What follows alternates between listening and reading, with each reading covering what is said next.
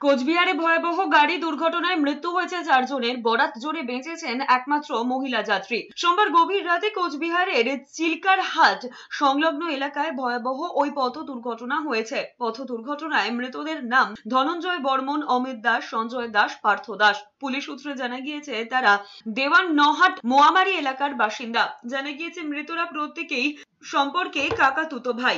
স্থানীয় সূত্রে খবর, দেওয়ানহাট থেকে গাড়ি ভাড়া নিয়ে কয়েকজন নিমন্ত্রণে যাচ্ছিলেন। রাস্তায় কোতোয়ালি থানার চিলকিরহাট এবং চান্দামারির মাঝখানে ওই দুর্ঘটনা ঘটেছে। নিয়ন্ত্রণ হারিয়ে গাড়িটির পাশে জলাশয় পড়ে যায়।